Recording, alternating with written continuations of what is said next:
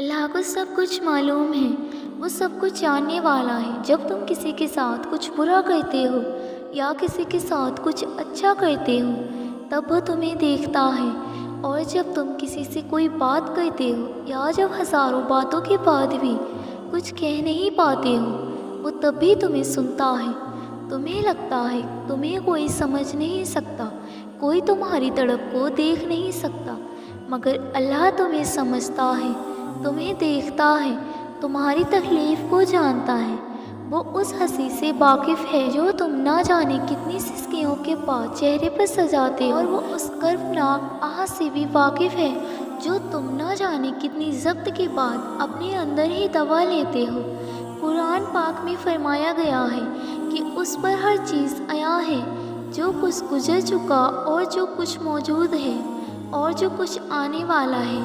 تو پھر کیوں سوچتے ہو کہ تمہارے پاس کوئی دوست نہیں؟ سب سے بہترین دوست تمہارا ساتھی ہے اللہ۔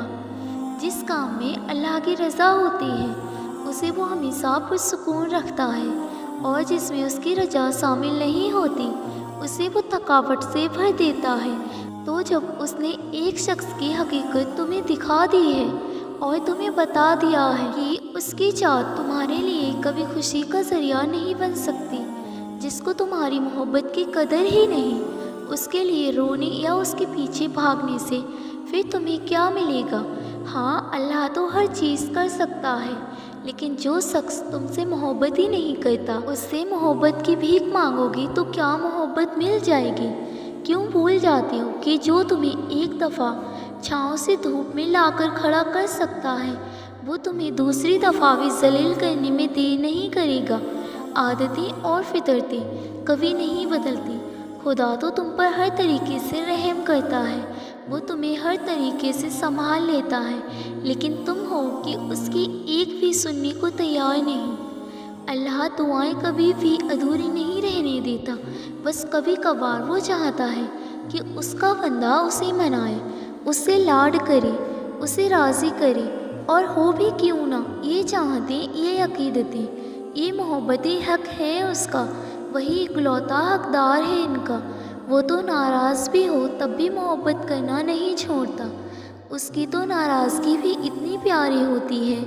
ضد تو ہم کرتے ہیں، وہ تو راضی ہو جاتا ہے اور پھر اتنا عطا کر دیتا ہے جس کے ہم قابل بھی نہیں ہوتے۔ تو پھر تمہیں ایسا کیوں لگتا ہے کہ وہ تمہیں سنتا نہیں ہے؟ وہ جس کی دسترے میں دو جہاں کی بادشاہت ہے، اس کے لیے بھلا تمہاری تکلیف کو دور کرنا کیا مشکل؟ تم ایک دفعہ ہاتھ تو اٹھاؤ، بس ایک دفعہ جھولی تو پھیلاؤ۔ پہلا سجدہ اس کی چاہت کا کرو گے نا تو دوسرے سجدے پہ وہ تمہیں تمہاری چاہت سے نواز دے گا۔ بس ایک دفعہ اللہ کو اللہ کے لیے چاہ کر دیکھو، اور پھر دیکھو ہوتا کیا کیا ہے۔ وہ چاہتا تو تخلیق کرتے ہوئے ہمارے ماتھے پر لکھ دیتا کہ یہ شخص اچھا ہے اور یہ برا ہے، مگر جانتے ہو وہ ایسا کیوں نہیں کرتا؟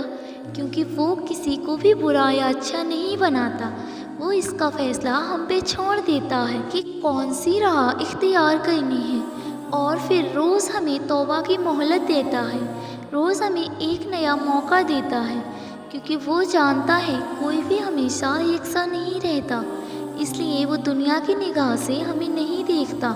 وہ یہ نہیں دیکھتا کون اچھا ہے کون گندا ہے، وہ تو بس یہ دیکھتا ہے کہ میرا ہے اور میری جانب آ رہا ہے۔ جو اللہ کو چنتا ہے اللہ اسے چن لیتا ہے، وہ اتنا پاک ہے جسے چنتا ہے اسے پاک کر دیتا ہے۔ عشق والوں کو وہ اپنی راہ میں قربان ہونے کے لیے چنتا ہے، محبت والوں کو اپنی رضا میں راضی رہنے کے لیے چنتا ہے، صبر والوں کو اپنی راہ میں آزمائش سے گزار کر پاک ہونے کے لیے چنتا ہے، ہدایت والوں کو اپنی راہ کی جستجو میں چنتا ہے، اور جسے وہ چن لے پھر اسے عام سے خاص کر دیتا ہے، اتنا خاص کہ پھر وہ فرماتا ہے بس مجھے یاد کرو میں تمہیں یاد کروں گا۔